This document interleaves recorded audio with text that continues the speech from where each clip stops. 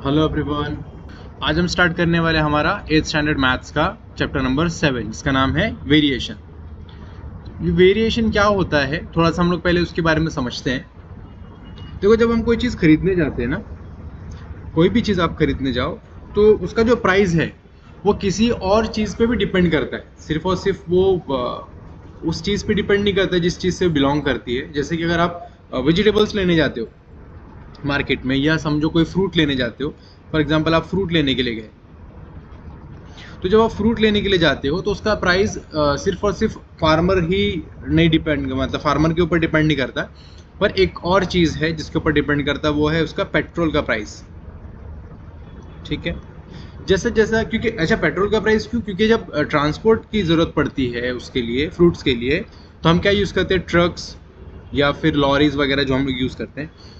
तो अगर पेट्रोल का प्राइस बढ़ जाएगा तो ट्रांसपोर्ट का जो प्राइस है वो भी बढ़ जाएगा, है ना। और जब ट्रांसपोर्ट का प्राइस बढ़ेगा तो वो सीधा सीधा किसके ऊपर इफेक्ट दिखाएगा, वो जो फ्रूट है जो मार्केट में आया है उसके ऊपर दिखाएगा। तो हम ऐसी कंडीशन में ये कह सकते हैं कि फ्रूट का जो प्राइस है, ठीक है, ये जो फ्रूट का प्राइस है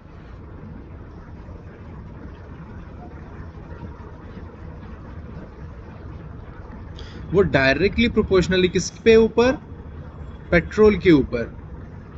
ठीक है, अगर पेट्रोल का प्राइस बढ़ेगा तो फ्रूट्स का प्राइस भी बढ़ जाएगा और बाकी चीज़ों का भी प्राइस बढ़ेगा। तो हम कहते हैं इस चीज़ को डायरेक्टली प्रोपोर्शनल।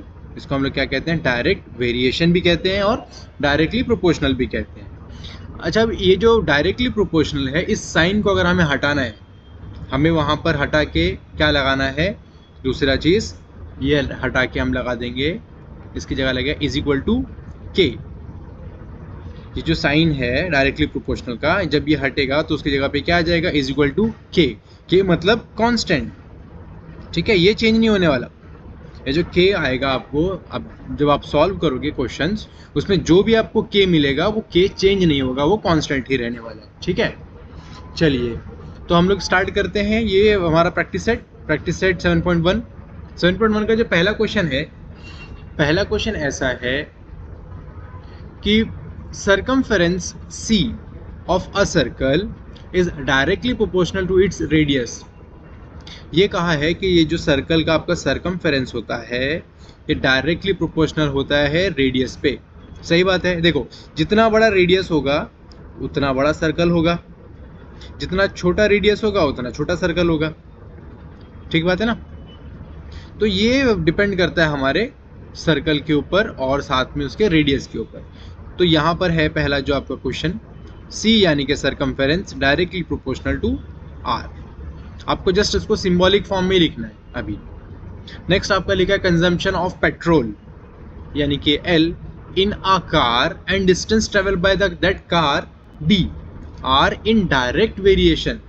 तो देखो, यहाँ पर जो क्वेश्चन है वो क्वेश्चन ये कि कंजम्पशन ऑफ पेट्रोल यानी कि पेट्रोल का जितना कंजम्पशन होगा बाय कार, हम लोग उतना ज़्यादा ट्रैवल कर पाएंगे। लेट्स से कि आपकी जो गाड़ी है वो एक 20 लीटर पेट्रोल में 50 किलोमीटर जा रही है। जस्ट एग्जांपल के लिए बोल रहा हूँ ये चीज़, ठीक है। 20 लीटर पेट्रोल में 50 किलोमीटर जा रही है, तो अगर मैं इसको यहाँ पर 40 लीटर कर दूँ तो अब ये 100 किलोमीटर जाएगी ना।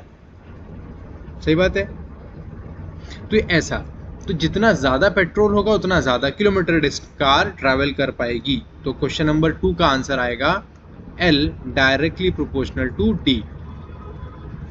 ठीक है, चलो अभी हम लोग देखेंगे क्वेश्चन नंबर 2। क्वेश्चन नंबर 2 जो है हमारा, क्वेश्चन नंबर 2 में हमें एक टेबल दिया है। टेबल के अंदर हमें कुछ नंबर्स दिए हैं। जो पहला नंबर है यहाँ पर अगर आप देखोगे तो यहाँ हमें दिया है नंबर ऑफ एप्पल यानी कि उसकी क्वांटिटी।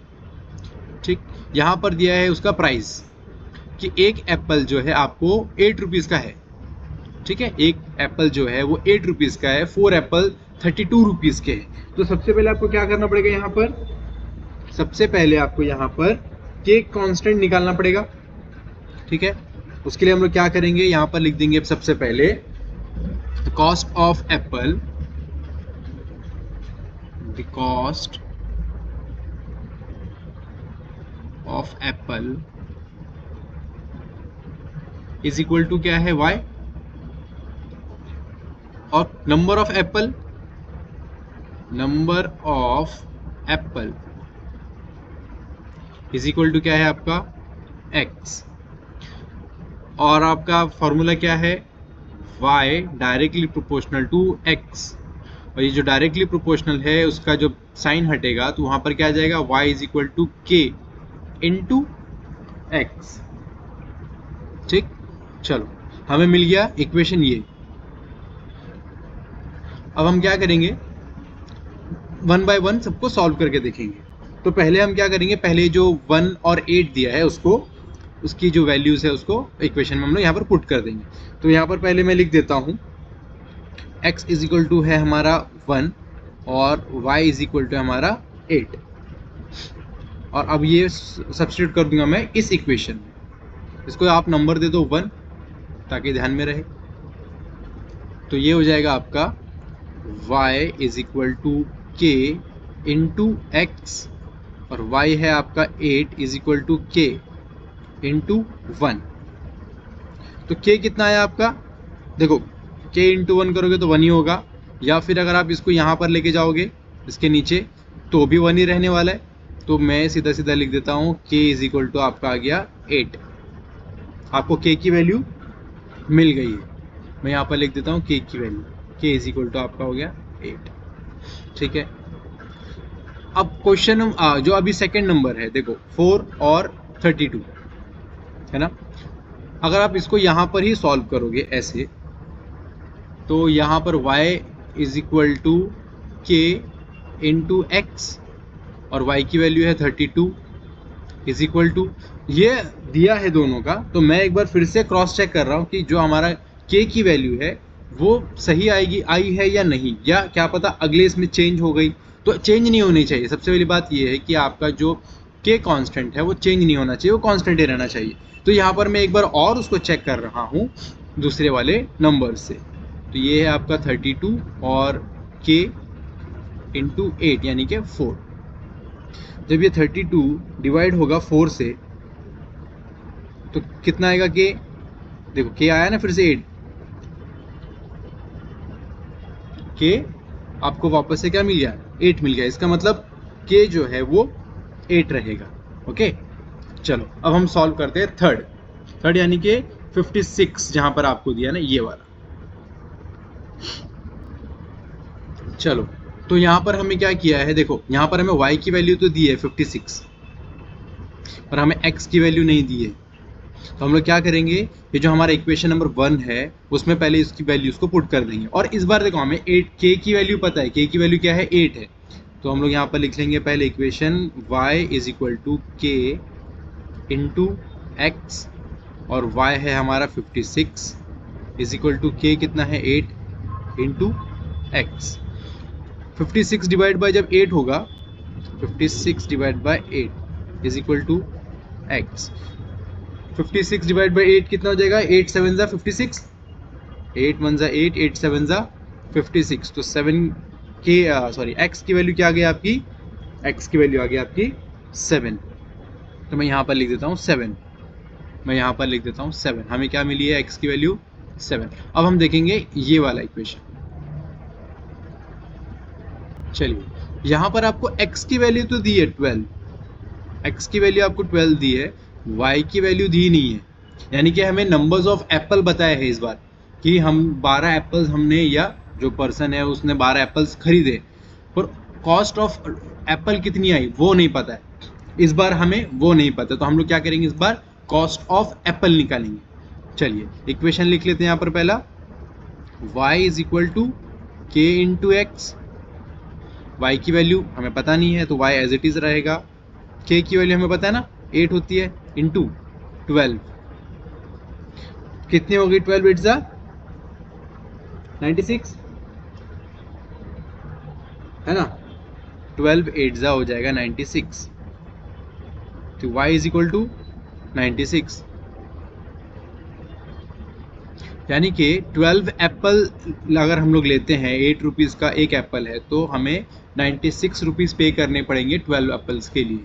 ठीक है, चलो अभी हम देखेंगे लास्ट वाला, जहाँ पर कॉस्ट ऑफ एप्पल आई है हमारी 160। हमें नंबर्स ऑफ एप्पल फाइंड करने,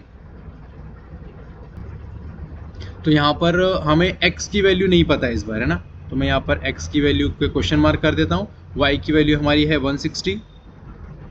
चलिए इक्वेशन यहाँ पर लिख लेते हैं हम लोग, y is equal to k into x. y है हमारा 160 इज इक्वल टू के यानी कि 8 इंटू एक्स। 160 डिवाइड बाय 8 करेंगे तो हमें आंसर क्या मिलेगा, पहले मैं यहाँ पर x लिख लेता हूँ। देखो 8 1 ज़ा 8, 8 2 ज़ा 16, 8 2 ज़ा हो जाएगा हमारा 16 और ये 0 एज इट इज़ ऊपर आ जाएगा। तो x की वैल्यू कितनी आ गई, 20, यानी कि हमें 20 एप्पल्स के लिए कितने रुपए पे करने पड़ेंगे, 160। ठीक है, ये था हमारा क्वेश्चन नंबर 2। अब हम देखेंगे क्वेश्चन नंबर 3। क्वेश्चन नंबर 3 है, if m directly proportional to n and when m is equal to 54, n is equal to 7, find the value of m and n when n is equal to 14। यहाँ पर आपको दो question दिए हैं एक साथ, ठीक है, यहाँ पर आपको देखो दो क्वेश्चन दिए। पहला तो ये है जहाँ पर आपको एक वैल्यू दी है, दूसरा ये है जहाँ पर आपको सेकेंड वैल्यू दी है। तो हमें पहले इस वैल्यू से हमें k फाइंड करना पड़ेगा और फिर यहाँ पर जब हम k को सब्स्टिट्यूट करेंगे तो हमें m मिल जाएगा। ठीक है, अभी करेंगे तो आपको पता चलेगा। देखो m क्या है आपका, डायरेक्टली प्रोपोर्शनल टू n है। ठीक है, तो m इज इक्वल टू हो जाएगा k यानी कि कांस्टेंट n। ठीक, चलो अब हमें यहाँ पर m और n दोनों की वैल्यू पता है ना, m और n दोनों की वैल्यू पता है, तो हम लोग क्या करेंगे, उस वैल्यूज को पुट कर देंगे। ये हो जाएगा हमारा 154 is equal to k into 7। और जब ये 7 यहाँ पर आएगा डिवीजन में तो ये हो जाएगा 154 divide by 7 is equal to k. और 7 1 ज़ा 7, 7 2 ज़ा 14, बचा 1, यहाँ पर आ जाएगा 1, 7 2 ज़ा 14। तो k की वैल्यू क्या आ गई हमारे पास, 22। k कांस्टेंट जो है हमारा है 22। ठीक, अब हम इस k कांस्टेंट के बेस पे हमारा जो नेक्स्ट क्वेश्चन है ना, जहां पर हमें m फाइंड करना है और हमें n की वैल्यू दी है, हम लोग उसे फाइंड करते हैं। चलिए यहां पर मैं लिख लेता हूं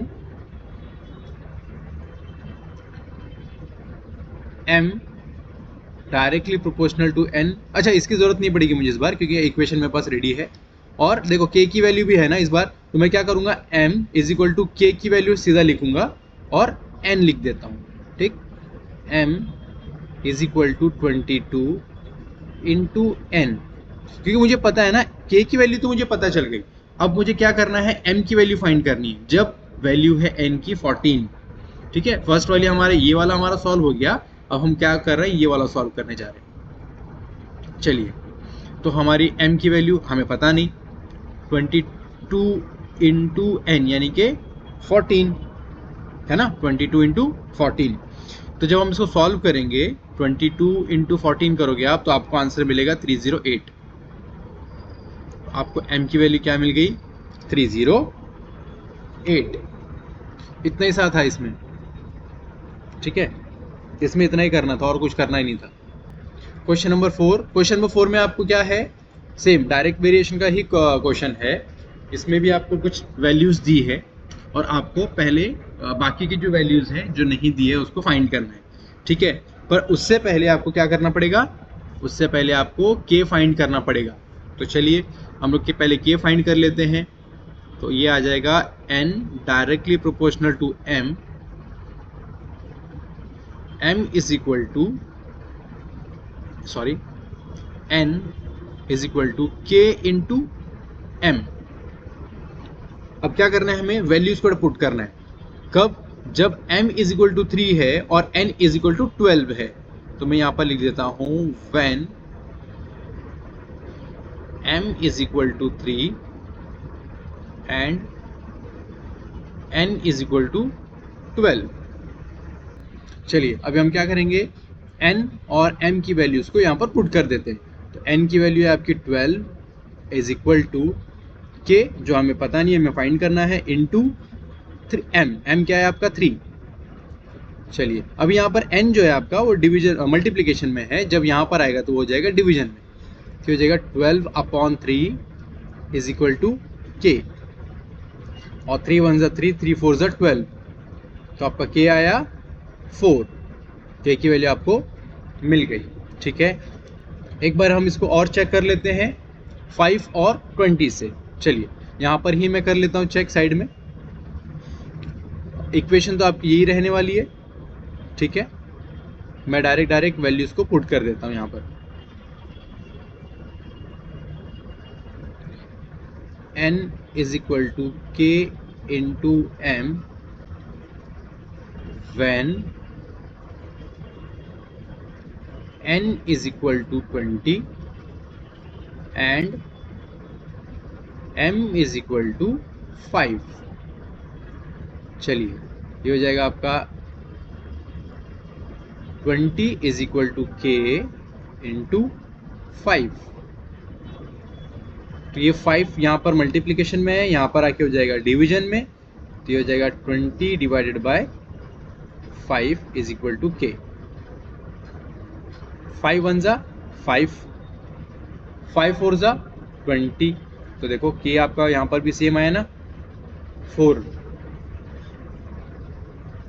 के आ गया आपका 4, तो के हमें मिल गया कांस्टेंट, इसका मतलब के आपका 4 ही रहेगा। अब हम बाकी के जो बाकी के नंबर्स हैं उसको फाइंड करते हैं। चलिए चलो नेक्स्ट है हमारा 6.5, हमें m की वैल्यूज दी है 6.5 और n की वैल्यू हमें फाइंड करनी है, तो हम लोग यहाँ पर लिख देते हैं when m is equal to 6.5 और n इज इक्वल टू पता नहीं, तो उस टाइम पे हम लोग क्या करेंगे, इसको जब ये जो हमें वैल्यूज दी है उसको हम लोग क्या करेंगे, इस इक्वेशन में पुट कर देंगे। ये हो जाएगा आपका n is equal to k into M, और n की वैल्यू हमें पता नहीं है, k की वैल्यू हमने फाइंड की थी ना, k कांस्टेंट आया 4, इंटू m यानी कि 6.5। अब आप 6.5 इंटू 4 करोगे तो आपको आंसर कितना मिलेगा, आपका आंसर आ जाएगा 26, तो n इज इक्वल टू हो गया आपका 26। ठीक है, चलो अभी हम देखेंगे ये वाला टर्म। अब नेक्स्ट है हमारा 28, n की वैल्यू हमें दी है 28, पर यहाँ पर आपको m की वैल्यू नहीं दी है, आपको m की वैल्यू नहीं दी है, तो हम लोग क्या करेंगे, इक्वेशन लिख लेते हैं पहले यहाँ पर, n is equal to k into M, और n की वैल्यू आपको है 28 इज इक्वल टू के यानी कि 4 इंटू एम, तो 28 अपॉन 4 इज इक्वल टू एम। 4 के टेबल में 28 कब आता है, 7 ज़ा 4 1 ज़ा 4, 4 7 ज़ा 28, तो m की वैल्यू आ गई आपकी 7। ठीक है, अभी हम देखेंगे 1.25, जब आपको m की वैल्यू 1.25 दी है तो आपकी n की वैल्यू क्या आती है वो देखेंगे। चलिए जब आपको m की वैल्यू 1.5 दी है, 1.25 दी है, तो n की वैल्यू क्या आएगी आपको फाइंड करना है। सबसे पहले इक्वेशन लिख लेंगे हम लोग यहाँ पर, n is equal to k into M, के की वैल्यू आपकी 4 है, m की वैल्यू आपकी क्या है 1.25, और आपको क्या करना है, n की वैल्यू फाइंड करनी है। ठीक है, जब आप मल्टीप्लाई करोगे 4 इंटू 1.25 तो आपका आंसर आएगा 5, तो n इज इक्वल टू हो जाएगा आपका 5। ये था आपका इस क्वेश्चन नंबर 4 का फाइनल आंसर। ठीक है, तो यहाँ पर हमने क्या किया, ये जो पूरा टेबल था इसको हमने सॉल्व किया है। यहाँ पर आप लिख दो 5। ठीक है, ये हमने यहाँ पर पूरा सॉल्व किया है। नेक्स्ट है आपका क्वेश्चन नंबर 5। चलिए अब है हमारा question number 5।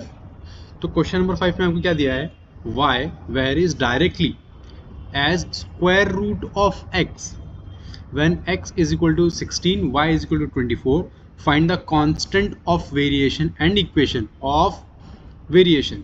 y varies directly as square root of x। तो स्क्वायर रूट ऑफ x, अब सबसे पहली बात तो हमें ये नहीं पता ना कि स्क्वायर y कितना है, तो स्क्वायर रूट ऑफ x हम कैसे निकाल सकते हैं? सही बात है। तो हम लोग क्या करेंगे, यहाँ पर सबसे पहले हम लोग क्या लिखते हैं कि देखो y हो जाएगा डायरेक्टली किसके, x। अब x हमें पता नहीं है, तो इसके लिए हम लोग क्या कर रहे हैं, इसको स्क्वायर रूट के अंदर लिख देंगे। ये जब हम लोग डायरेक्टली प्रोपोर्शनल का साइन हटाएंगे तो ये क्या हो जाएगा, y is equal to k और अंडर रूट x। ठीक है, ऐसे ही होगा।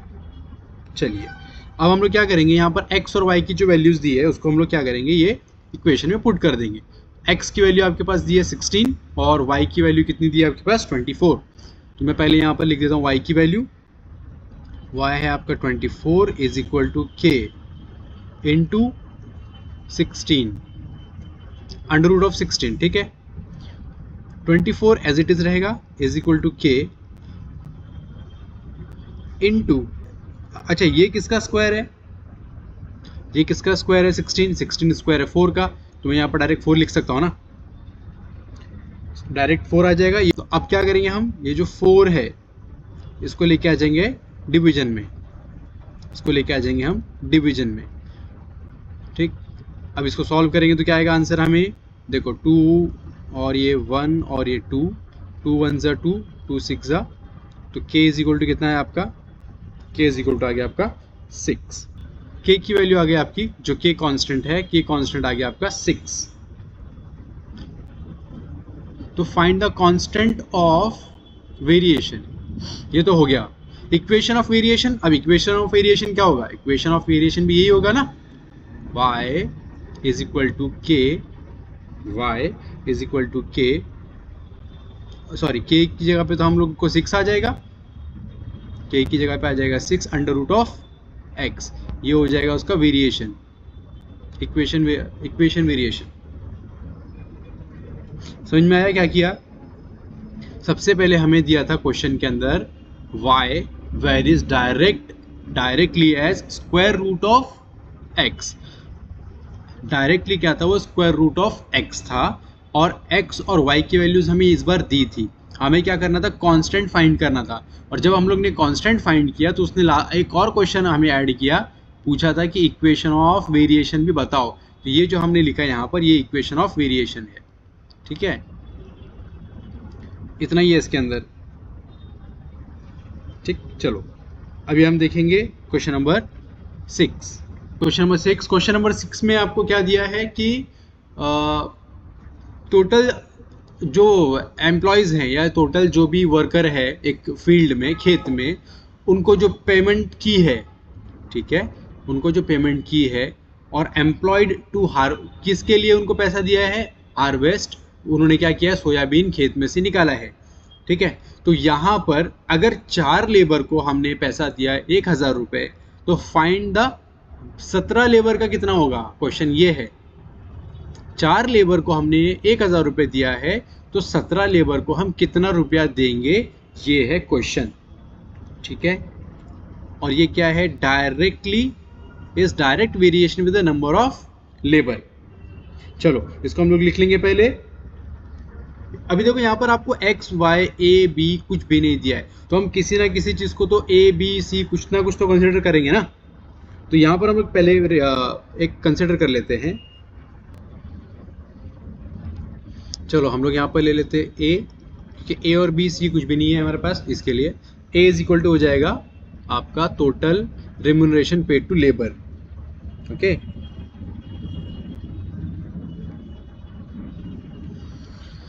यहाँ पर मैं लिख लेता हूँ टोटल रेम्यूनरेशन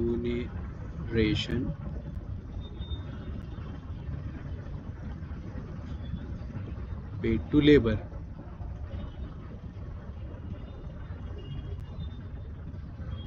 और यहाँ पर हम लोग b ले लेते हैं, b is equal to number of labour. चलिए अब a जो है वो डायरेक्टली आपका, हाँ, ए जो है वो डायरेक्टली प्रोपोर्शनल है बी पे, ए जो होगा डायरेक्टली प्रोपोर्शनल होगा बी पे, तो ए इज इक्वल टू क्या हो जाएगा आपका, के इंटू बी, जहां पर हमारा के कांस्टेंट हो जाएगा ना। तो हम लोग को पहले क्या दिया उसने, 4 लेबर के बारे में बात की है, तो उसने कितना पे किया है, 1000 रुपीज। तो हम लोग यहाँ पर ले लेते हैं b इज इक्वल टू, मैं यहाँ पर लिख देता हूँ b is equal to 4, a is equal to 1000 rupees. अब हम लोग क्या करेंगे, इसकी वैल्यूज को यहाँ पर पुट कर देंगे। जब वैल्यूज को पुट करेंगे तो हमें क्या मिलेगा, देखते हैं। 1000 is equal to k into B, और सॉरी बी मतलब 4, जब ये 4 डिवीजन में आएगा तो क्या हो जाएगा आपका, डिवीजन में आने के बाद हो जाएगा 250। 1000 divide by 4 is equal to 250, तो k इज इक्वल टू 250। आपको k कांस्टेंट मिल गया, ये कांस्टेंट मिल गया ना।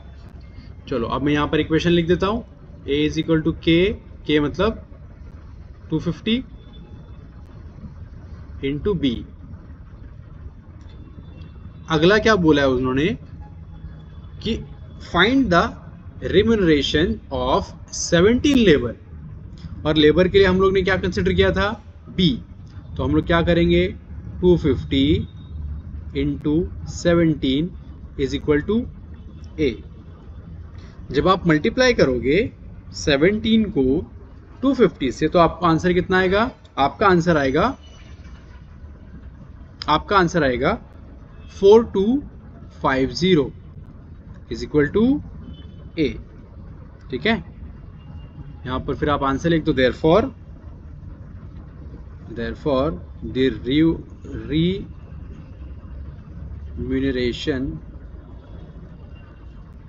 remuneration of 17 labor